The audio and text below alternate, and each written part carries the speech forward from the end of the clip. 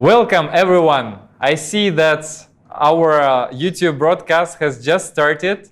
Greetings from the TV BRICS studio in Moscow, where we start our first ever Friends for Leadership Online Meetup as a part of a bigger event held tomorrow by the Office of UN 75, UN Envoy on Youth, and UN MGCY. Today we are going to discuss global governance in the digital age with our honorable speakers. And let me briefly introduce our speakers who will spend this broadcast with us today. We will be online for 1 hour, so please stay with us for the whole duration of this broadcast. So we are very pleased and honored to welcome His Excellency Under-Secretary General of the United Nations, Fabrizio Hochschild, who is also a special advisor on the preparations of UN 75, anniversary of establishment of the United Nations this year, and he is a special advisor on digital cooperation. We also have here Teresa Astolfi, a politician from Spain. We have Sharifa from Malaysia, who is a young activist, social entrepreneur. We have Rodrigo from Brazil, who is also a social entrepreneur and founder of Global Attitude. With us also Gerardo Trevino, founder and CEO of Paybook, and he comes from the planet Earth, as he underlines. Halit Ünver from Germany, and he is the board member for European Technology Chamber. And we have also our digital affairs officer, RISHABH here. Hello, guys. Hello. It's a huge pleasure that you are with us today. So to make sure that all our friends who are online, and right now we just begin to collect everyone online, we want to see Sharifa. Sharifa, please switch on your cam as we do not see you. And I would like to start our conversation with our honorable guest, Fabrizio Hochschild. Dear Fabrizio, as this situation with COVID-19 has shown that the virus united all of us, and it provided unified norms for everyone to stay safe. Many countries follow the similar measures. How do you see, should we anticipate the same for the global governance, especially in the digital sphere? As we drastically change our habits, we go online, we transfer as many work opportunities as we can to do in remote mode as of now. And what is your vision for the global governance in this digital age? Also, please kindly let know our friends online what is UN 75 process and how we all can be part of it. Please, the floor is yours. Thank you, Roman. Thank you for this great initiative. And greetings to my fellow panelists and greetings to all those who are participating. I hope above all, you and your family are safe. We are indeed, as Roman, you said, facing a health crisis that we've never experienced before, not in the 75 years of the life of our organization. As you'll know from your history books, the United Nations was born from an even greater crisis. It was born out of the untold suffering of the Second World War that left tens of millions dead and hundreds of millions displaced, with their property destroyed, with their homes lost, and often obliged to start new lives in different countries.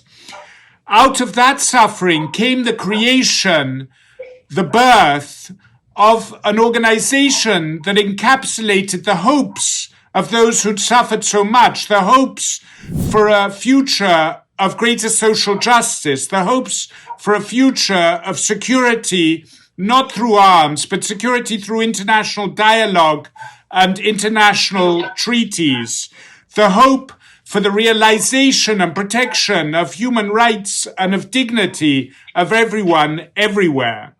And I think today the question is, out of this crisis, what will come? Will we come out of this crisis stronger? Will we come out of this crisis more sensible, more wise, with greater international solidarity, with greater international cooperation? with a better realization that we are all global citizens as well as nationals of this or that country, that we only have one planet? Or will we come out of this more divided, more isolationist, more inward looking, with greater distrust between one another? And I think that's an open question. And I think it's particularly important for young people everywhere to weigh in, not just to leave it to senior leaders who often inevitably think in very short-term, narrow horizons. I think it's tremendously important that young people weigh in with their views on what the priorities should be, on how important or not international cooperation is. And our initiative and our 1-minute survey, which is very easily accessible online, is a way of making your voices known. So please do that. This initiative of trying to gather voices across the world that set out what people see as the priorities for the future, the priorities for our globe, and what people see as the biggest threats to those priorities, as the biggest threats to the world they want, and what that means for international cooperation. This initiative was conceived of before COVID. I believe COVID has made it more urgent. But even then, the Secretary General had a strong sense that the world was living a very dangerous contradiction between, on the one hand, a growing number of international threats, and on the other hand, a reduction and a turning away from the methodology of international cooperation, a turning away from the institutions that were set up to manage global threats. So, threats like climate change, like growing inequality, like persistent conflict, like the impact of new technology, these are threats that no country on their own can deal with, where we need international cooperation. And yet we have, in many ways, weakened the spirit which underlines international cooperation. So the aim of our initiative is really to go back to we the peoples, especially young people, and use their aspirations, their fears, their hopes to try and revive international cooperation. And we want to do that because international cooperation is not an end in itself. The international cooperation is a methodology to overcome truly international problems. And one of the biggest challenges, Roman, as you alluded, is digital. There's no question that digitalization has brought massive benefits. If we can still have this meeting despite a lockdown, this is the first time in history that we've faced a pandemic with the means to continue working, to continue connecting with our friends, to continue studying, to continue close to our families, even when they're physically removed from us. We can continue thanks to digital. That's never happened before. And so it's brought untold advantages. There's no question of that. Having said that, it still raises many questions. The digitalization of the world, with all those advantages, overall, will it lead us more equal or less equal? Will it fuel inequality and access to development, or will it only do that for part of humanity?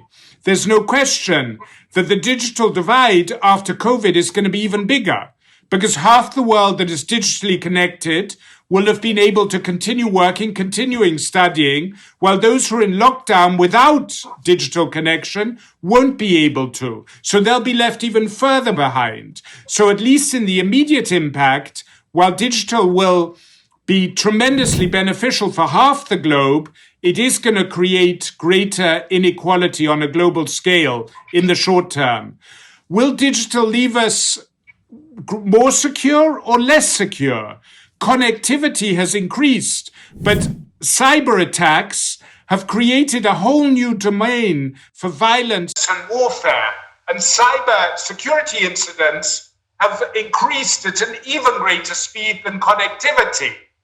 And cyber vulnerabilities, child abuse online has increased at a greater speed than the speed of increased connectivity. Will we come out of, in a digital world, will we be safer and more secure or less? I don't think we know that yet. And what about our human rights? Will our human rights be strengthened through the digital domain, or will they be weakened? Many say privacy is dead. Thanks to digital, privacy no longer exists. It's exploited, sometimes for political purposes, sometimes for commercial purposes. But again, there's a very big question mark there. I think what all this shows is that we need to steer these technologies. They cannot be just left to the powers of the market to steer themselves. Policymakers at the national level, at a regional level, and at an international level need to come together better to steer these technologies. And these technologies, by definition, do not recognize borders. These technologies collapse distance. This meeting is an illustration for that. We're thousands of kilometers apart, and yet we're all in the same digital room. And that's magic. It points toward the need for greater international policy to steer technologies, to ensure that in managing these technologies, by adhering to a global set of guidelines, a global set of principles, we maximize the benefits and we curtail the harms. And that's what the Secretary General has been working on. That's what he works on through the Internet Governance Forum, which, Roman, you're a distinguished member of their advisory board. He's worked on it through a high-level panel, which was an international panel of very high-level experts, co-led by Jack Ma and Melinda Gates, that made recommendations on how to improve digital cooperation. And now in follow-up, he, in May, will release a roadmap on how we move forward to better manage our digital world in order to reap the benefits and contain the harms. And we hope very much this will impact younger people more than anyone else. Younger people, as is often said, are native of the digital world, but you need to also speak up and help us work better together across generations, across professional silos, and across borders to make sure that we make most of the digital world a world where digitalization has been accelerated by COVID, and we need to make sure that as digitalization really takes over from the analog world, it brings greater benefits to all, it's affordable for all, it's safe for all. And that will take a concerted effort. And we believe, the Secretary General believes, the United Nations can play a useful role together with other stakeholders, in particular you, to make that happen. So please join us in that effort. And please also make your voices heard through our UN85 initiative to make sure that we come out of this terrible crisis more together with greater solidarity and working better across generations, across borders, to make sure that we build a better world, not just for you, but for those who come after you. Thank you. Thank you. Thank you so much, Your Excellency Fabrizio. For those who has just joined our stream, this was the introductory message by His Excellency Under-Secretary General and Special Advisor on UN 75 preparations, Fabrizio Hochschild. And I'm very pleased to welcome all those who just connected. And again, remind that this is the Global Governance in the Digital Age discussion as a part of tomorrow's virtual event, Digital COVID Convo, hashtag, conducted by the UN 75, UN Youth Envoy, and UN MGCY.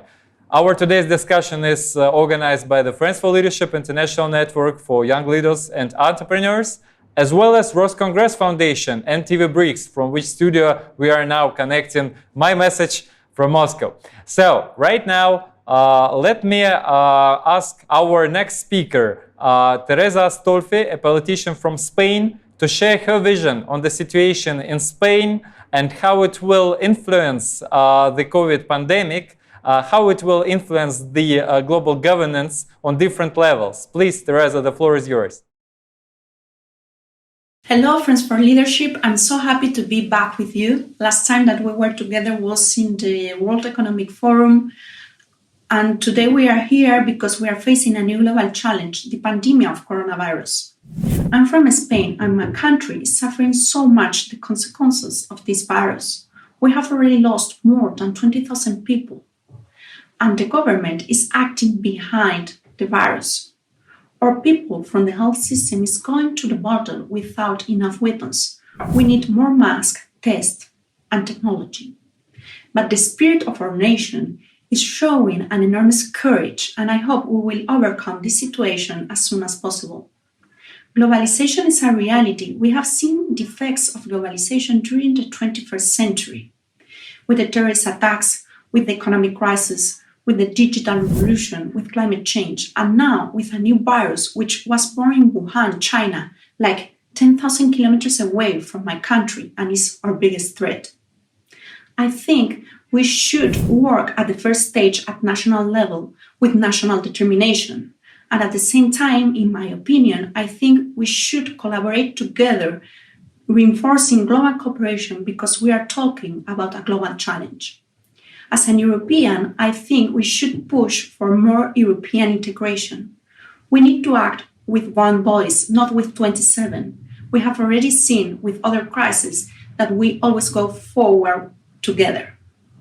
At international level, especially in the context of the G20, I think we should reinforce global cooperation in order to save lives, in order to tackle this economic and social crisis. This is a black swan in terms of Nassim Taleb, economist, and also in order to keep our principles and values about freedom and democracy.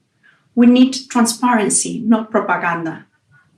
Dear Friends for Leadership, please take care, and we are in the same boat, so let's work together. Thank you so much, Teresa. And this was indeed very important what you just said. And I believe that we need to have a voice of digital people, of those who are everyday living and working in the technologies, who are creating new solutions for all of us to use.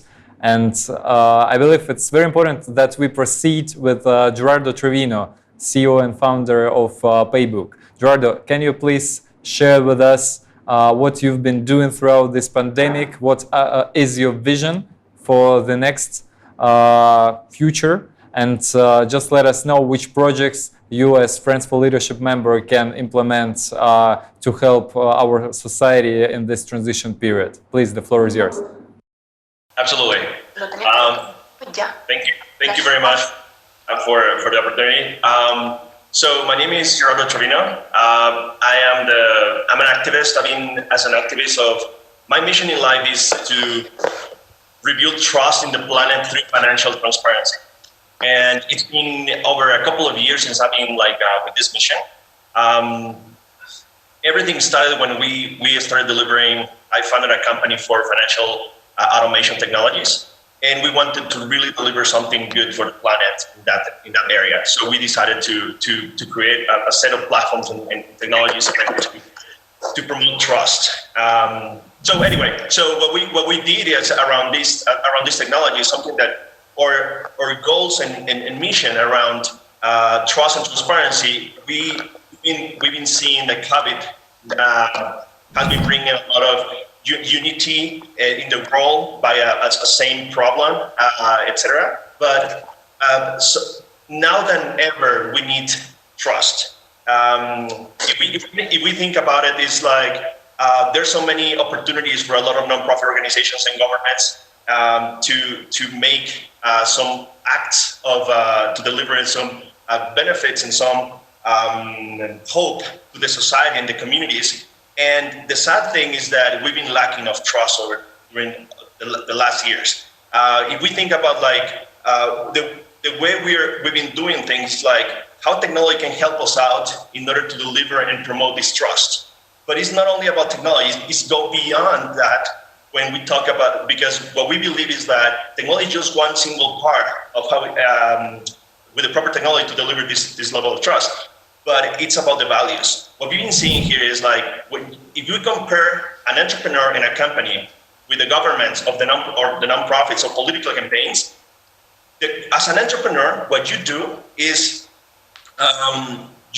in order to gain trust, you create your products and you put all your effort in order to deliver these products. And but the customer always have the ability to test the products, to really to get that service and to rate that service. With the governments and nonprofits, etc., it's more complicated because there's always a black curtain. People don't see exactly how everything is being executed. So the way it's been, when we compare as an entrepreneur with the governments and nonprofits is always have a black curtain. With that black curtain, it's very complicated in order to see how is the execution out there. So in this case, what we build, it's a platform, and this is something that we've been working so hard. It's a platform that basically enables any organization out there to deliver transparency by publishing finances. So what we believe is that right now we've been seeing a lot of cases of very bad corruption and fraud around COVID, and it's super sad to see how many organizations are still thinking about to make money and take advantage of this problematic in the world instead of just delivering something beneficial or something with positive impact. So with that, the only way that we've been thinking over these years that we can provide our 2 cents by tackling corruption and fraud, and especially in these days that we need a lot of trust, is by we deliver a technology that basically pulls all the data directly from the source, and by publishing data from sources without being manipulated before. The transparency that we know today, it's about publishing reports that those reports were manipulated by grabbing information from banks and then accounting technologies and then publishing a report and saying, hey, we're doing this. So we are trying to evolve that level of transparency that governments, organizations, political campaigns, and every public organization out there that needs to deliver that level of transparency to the society. We've been trying to build this, we build a technology that basically what it does is grabs all this information and publish it in real time. So just to give a quick example, is like a nonprofit can just come to our technology, connect to their bank accounts, to all their source of the money. We enable them so they can raise funds in a very simple way. People that are donating immediately receive their tax deduction receipt, but also they can see exactly the transaction online, and they can trace how their organization is using their resources. With this, basically, what we believe is that this delivers a certain level of transparency in order for those truthful organizations can really deliver that impact that they're looking for. And the society can start trusting more and helping more. Governments are focused also on taxes. It works like a business. It would be extremely interesting that it's not only the governments making mechanisms about getting our taxes in a proper way, but it could be very interesting to see how the governments are delivering the tools to the society in order to deliver trust by me paying my taxes and seeing exactly how my contribution is being used from the moment that I pay it, right? So this is kind of technologies that we build up around financial automation. We really believe that directing them in these specific initiatives will deliver a lot of transparency, and the transparency is going to deliver the trust. And once that we have that, it's going to deliver transformation in the planet, and we will be more efficient to tackle any kind of problematic like the one that we have right now, sadly, like the COVID-19 or any other kind of problems that we already had even before this pandemic. So that's pretty much the way we think.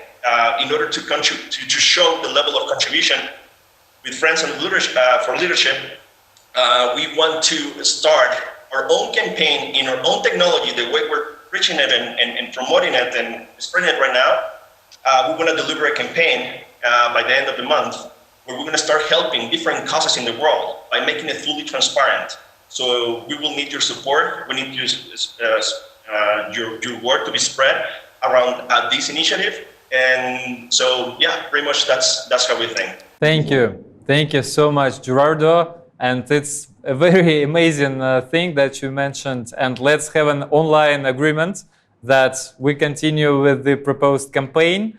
Dear friends who just joined us, you can also see on our YouTube channel our Friends for Leadership campaign called Friends COVID-19 Support, when every day we capture video from different corners of the world and let you know what is the situation in our communities, what do we do personally and as Friends for Leadership to help those in need. So please stay in touch with us and send us your videos and what do you do. And of course, join the new campaign which Gerardo just mentioned. So talking about our communities and what's happening on the ground right now and what is the vision of youth peace activists and those humanitarian guys who are working every day to help those in need.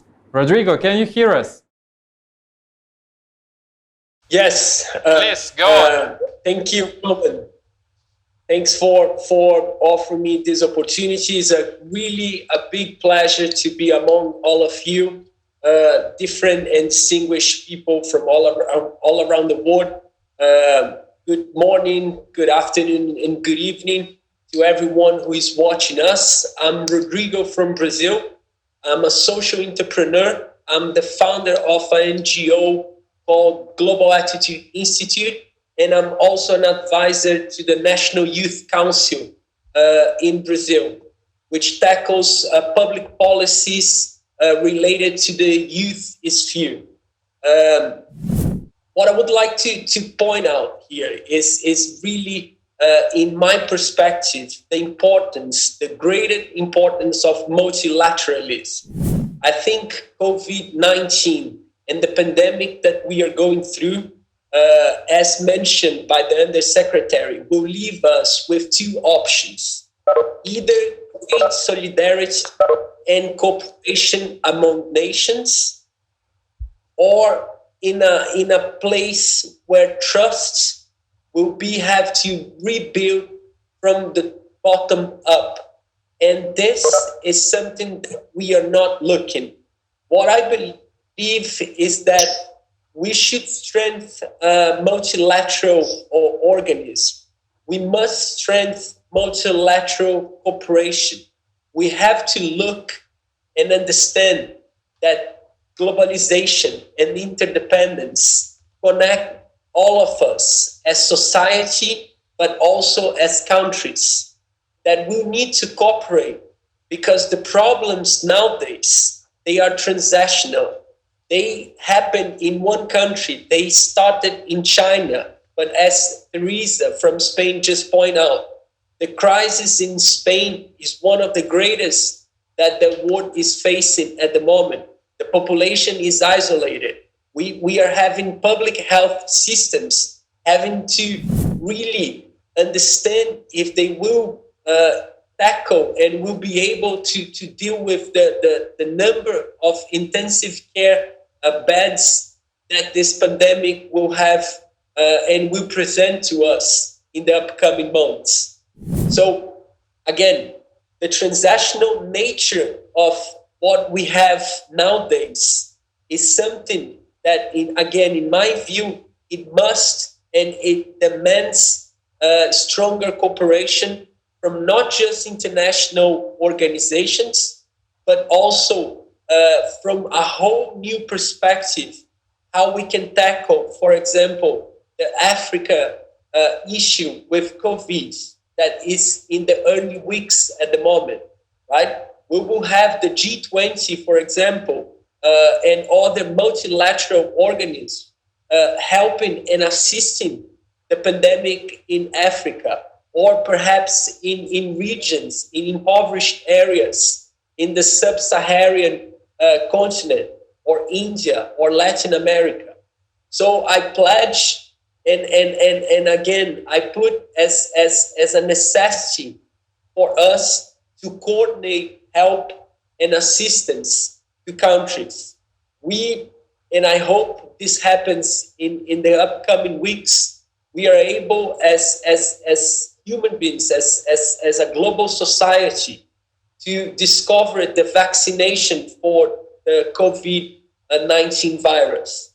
And when that happens, we will have to have a global perspective in how cooperation and how we will be able to share the solutions to countries that perhaps are not able to afford or not are able to tackle in a very developed way the issues and the drawbacks that the economic recession will bring up in terms of the economics in the world.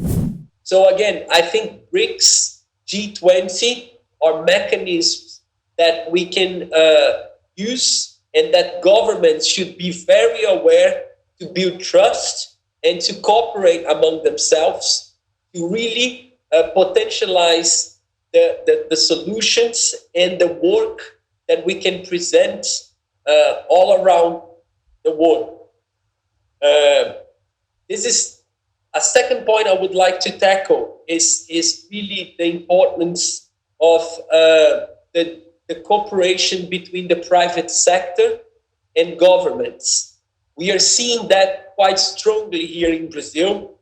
We're seeing companies really being able to cooperate and to work hand in hand with the government to really find strong solutions and durable solutions to what we will face in the upcoming months. In my view, we are just in the beginning of something that it will unfold in various ways in countries that we don't really expect what will be happening. Global governance is a tool for further solidarity, for strengthening relationship, not just economic, but political. And the digital era is really what we have in terms of tools, which brings downsides and upsides. But the upsides is what we need to focus and what we really need to trust in times of doubt and the upcoming recession that will be all of us facing in the next months. I think, again, multilateralism is king when we deal with global issues. And this is something that we have a renovated and a renewed perspective in terms how countries will cooperate and will find mutual solutions to resolve global issues. Again, as the UN says, we should leave no one behind. And this is a perspective that we really believe to put forward and to advance, not just in Brazil, but as a community of countries and a community of international organizations. Thank you. Thanks again for the invitation. Thank you so much, Rodrigo. We know each other from exactly the youth levels of engagement in BRICS, which Russia is presiding this year, or G20. And throughout all these years, with several of these speakers and other young people, we were thinking about how we can contribute to make the world a better place, how we, through our everyday life, can be committed to something good, to something global. And that's why we established the Friends for Leadership Network. And that's why we have people from more than 60 countries who are joining us every day. And please, you also join and continue our efforts on sharing the best working solutions. We're here to share those practical-oriented projects which are already in place, which can serve better to the communities which are in need. Please, right now, let's try to again listen to Sharifa. I hope that Sharifa hears me now. Please, go ahead. Okay, thank you, Raman. I'm Sharifa Noriza from Malaysia. I'm here representing social entrepreneurs as well. And I would like to share my views on 3 key areas. The first one is engagement. I think young professionals and social entrepreneurs are very important stakeholders in global governance, especially in this digital age.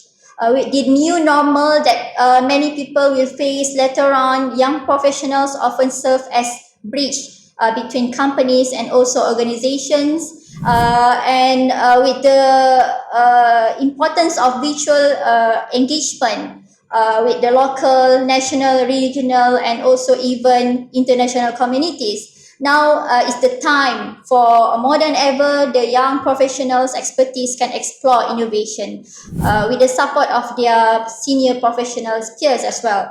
So what can I say here is let's invent and reinvent something new with the help of technology at our fingertips. Realizing the importance of international cooperation, realizing the symbiosis and ecosystem, we need each other to get the future that we want. We need to realize that as individuals, we cannot possibly good at everything, right? So this is where social entrepreneurs in particular come in. We can make the best use of our digitalization skills by helping building a social economy with lower and middle income groups to especially bridge the urban-rural divide. For example, here in Malaysia, we have the Grab apps, the Food Panda apps, where now during the pandemic, people need to stay at home, but we need to eat. We need food, so we can offer the local people here with the low and also middle income groups to actually have better jobs during this pandemic, and this is involve the informal sectors as well. But where else does innovation come in here? Whilst in the midst of a pandemic, Malaysians also have utilized local people's energy and also technology to provide PPEs for the frontliners in the hospitals, for example. Previously, very few people know how to produce such equipments, for example, the gowns that are being used by the doctors, for example.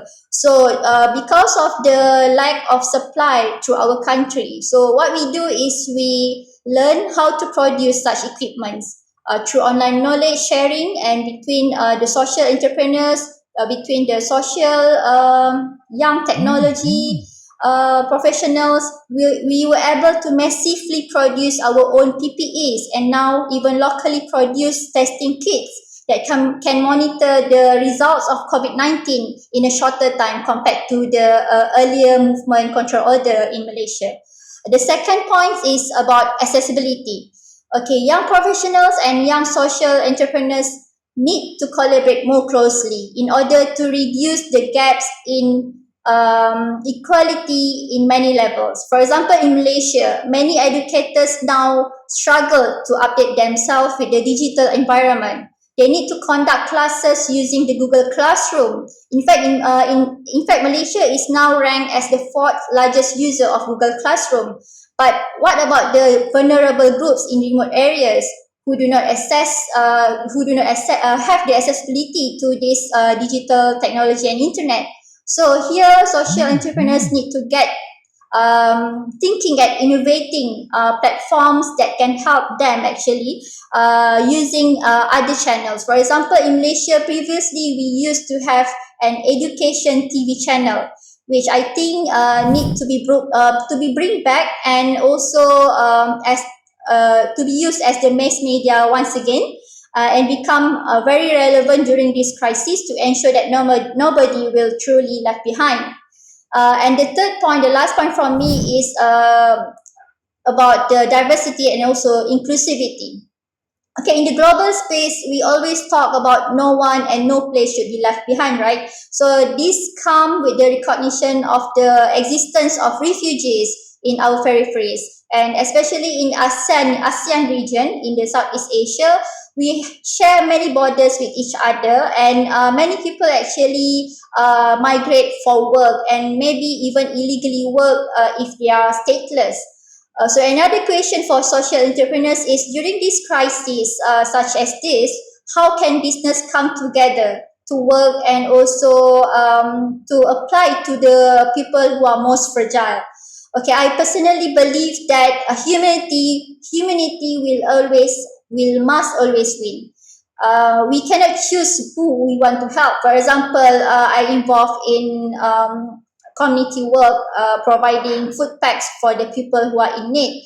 I cannot choose whether they are citizen of Malaysia or non-citizen, because we cannot class people according to ethnicity, genders, classes, or even religion. So and also another region to help people. So this is the thing that social entrepreneurs must help the humanity and to build trust with the people. And in the end, I would like to talk about capacity building. Everything will start with capacity building. So I think this is exactly why technology transfer and knowledge transfer between private and also public sector, urban and rural areas across all identities. We from International Youth Centre Malaysia and also ASEAN Youth Network supports what the Friends for Leadership do, the Friends for Leadership campaign toward this. We hope that the UN also can support this important nexus of social entrepreneurship, where business for doing good, which begin and persist with us, the young professionals, and we need to collaborate and cooperate together. Beyond the digital age, good and sustainable global governance must always go back to the basics of leaving no one behind. So I think that's all from me, Roman, for this time. Thank you. Thank you for the opportunities. Thank you so much, Sharifa. It was very important that we still used all our digital capacities to bring you back and let your message be heard by our watchers on YouTube. So thank you so much for this. And now we have time for Halit Ünver, who will tell us his perspective, as he is the scholar, PhD in political science, economist, and we actually met on the sidelines of the Internet Governance Forum of the UN, and Halit is also part of the Think 20 community. So I believe it will be very interesting outline, and Halit will summarize the vision of global governance, of what changed and what will be next. Halit, please, 5 minutes is yours before we switch to Q&A session. So, hello everybody, my name is Halit and thank you for inviting me to share my ideas about the current crisis and its implications and how the global human nature can evolve and about fundamental future scenarios. Coming back to your first question, Higher Excellency, Mr. Hochschild, yes, my family is safe, God thanks. And I hope that the future of them will also be safe. When it comes to global governance, which is a topic of our conversation right now, I think that we right now have to think about global culture. So what and in which way our culture is changing right now. And starting from the point of view that culture is composed not only of about entertainment and the individual culture, but also the societal culture like economics, like education, like healthcare systems, at the same time, religious culture. For me, the main question is how governance can be defined as a balance between different interests and potential rising conflicts, such as crisis management. And digital cooperation is a mandatory aspect of all that issues. And allow me, please, for that, but I think it's a shame for the human society at all that only half of the world population is connected right now to the internet. And I do know that the United Nations, together with the ITU and also corporations, are putting a lot of efforts to close this digital gap.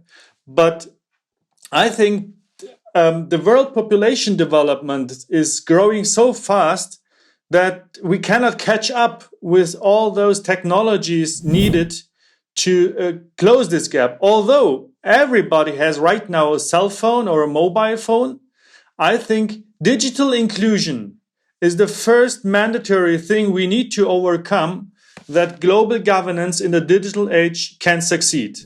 And I will give you a technical term, 5G or broadband connections. I think we need to really fastly need pace in the connection of people all over the world. That's also very closely linked to the high-level conversation on digital cooperation, what you also mentioned with Melinda Gates and Jack Ma, leaving no one behind. And I do think that the humanity is, system theoretically spoken, evolving to a kind of a global superorganism, which is a form of an intelligent human technology system equipped with a so-called digital nervous system. And right now, it is the question of nature of this global superorganism, humanity, as a whole, opens up new starting points to explore some cultural challenges. And what are these cultural challenges fundamentally? Creating a digital inclusive economy. That also means financial inclusion. By the way, at the same time, governments are right now thinking, a lot of governments, and China has also released this central bank digital currencies. What is the monetary basis of a future and financial inclusion into all kinds of social systems like healthcare systems? The second challenge is how we work and live. This is also fundamentally changing because right now we are doing this conversation online, and last time we also met in Davos. But from my point of view, very personally, it's really nicer and better to meet in person. But we need to somehow get familiar with these online conversations more and more. Local, regional, and global economic policy cooperation is the third value. And how the final thing is an architecture for global governance. For me, the main question is also, what is the role of the United Nations in its 75th anniversary? As a conveyor, putting place for coming people from different backgrounds together, setting standards. That's what you do at the United Nations level, also with the ITU. But the most important thing, and final closing my remarks, is multi-stakeholder or bilateral initiatives. What on specific issues can be achieved through multilateral cooperation and what needs to be done on a bilateral cooperation. That's also the global governance perspective, how we can balance between decentralized politics, decentralized authorities, and centralized decision making. Thank you very much. Thank you so much, Halit. So right now we have a little bit of time, and for our active online engagement with our audience, we have our friend who is our Digital Affairs Officer, RISHABH Sethi from India, from Indian Center for Promotion of International Initiatives, his organization. RISHABH, did you select any questions which came online? And please, we have time for, let's say, 2-3 questions, and say who is the author of the question and who is potential speaker to answer. Please, everyone, mute your microphones while you're not speaking. And RISHABH, the floor is yours. Hello, hi, good evening. I'm RISHABH Sethi from India, the Digital Affairs Head of the Friend for Leadership Group. And good morning to Mr. His Excellency Fabrizio. Thanks a lot for joining us and giving your important time to us for our first online meetup. So as we see, a lot of online viewers from across the globe, which are right now online, and from different young people from across the globe. I would like to put some of the questions to our experts. Maybe they can answer us. First question, I would like to ask, how can new generation say an environmental success that we gained during the Corona time? You get the question? For whom is this question?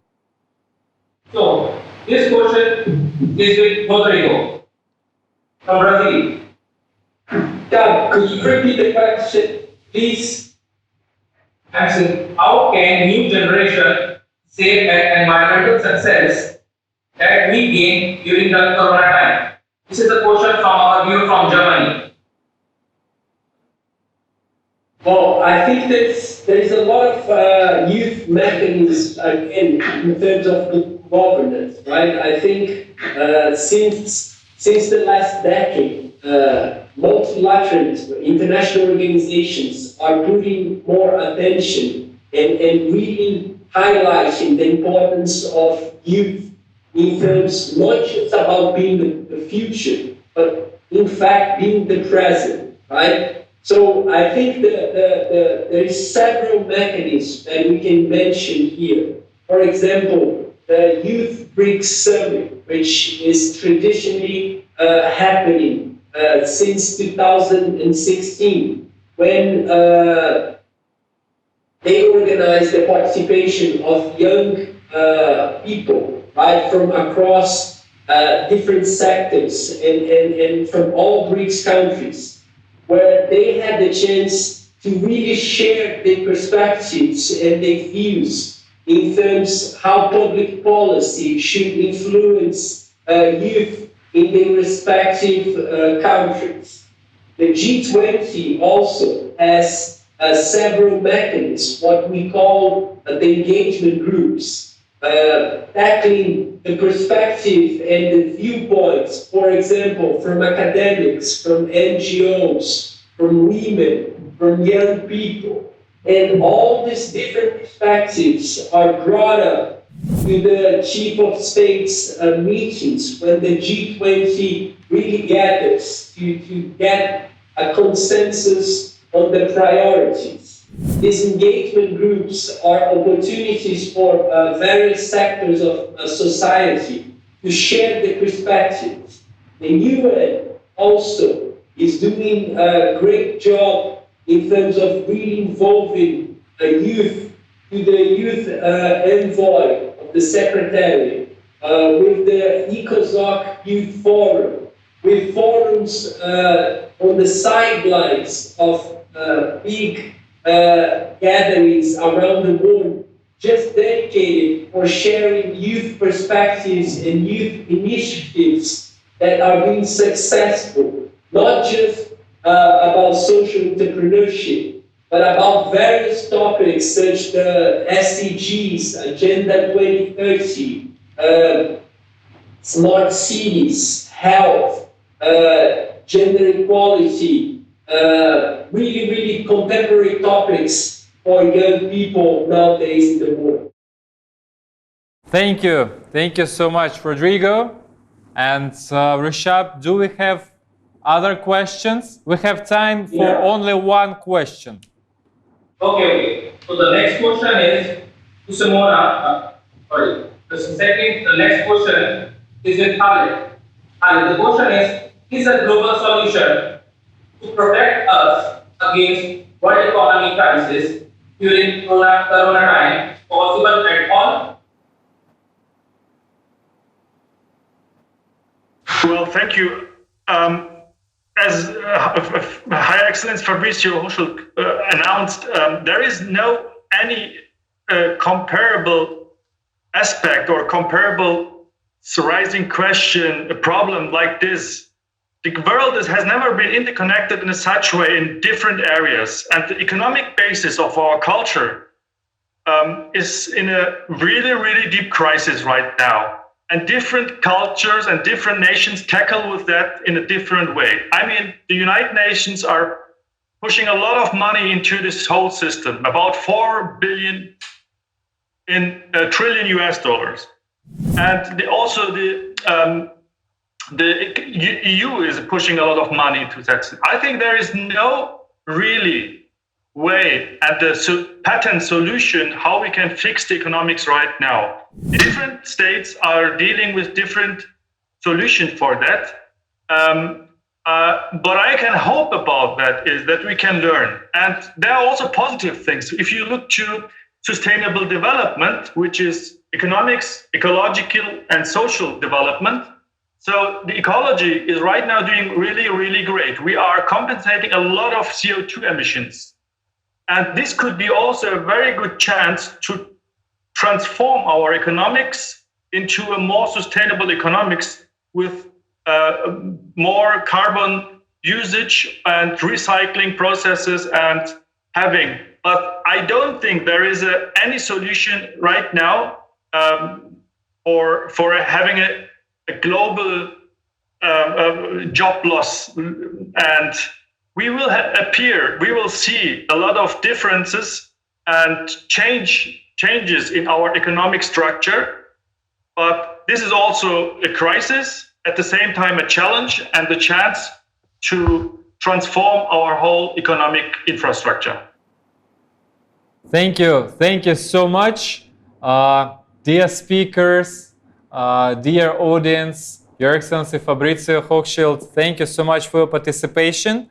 This was our first time experience, but we promise that this is not the last one, and we will continue to gather interesting Friends for Leadership together with the United Nations and other great partners for continuing our online conversations. So right now, let me thank you all. Let me thank Friends for Leadership, the United Nations, the Roscongress Foundation, TV BRICS, and all people who found time, who stayed with us for the whole duration of our broadcast. Follow our hashtags, and please do not forget to join tomorrow the main event, which you can find by the hashtag Digital COVID Convo, held under the auspices of the UN 75, UN Youth Envoy, and UNMGCY. Thank you so much again. Please take care and stay safe. And thank you so much, everyone, once again for your participation. Goodbye. Thank you. Be safe. Bye. Thank you. До свидания. You guys, be safe, all of you.